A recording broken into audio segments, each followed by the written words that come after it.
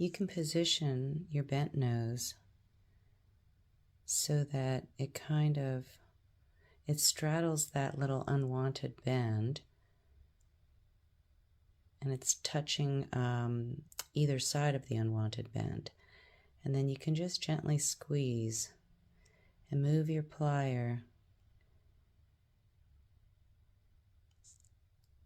back and forth until that offending bend is out of your wire. And certainly make sure to check this direction as well. If you've corrected it as much as it would go, but still need to smooth it out, you can sand this edge and taper this wire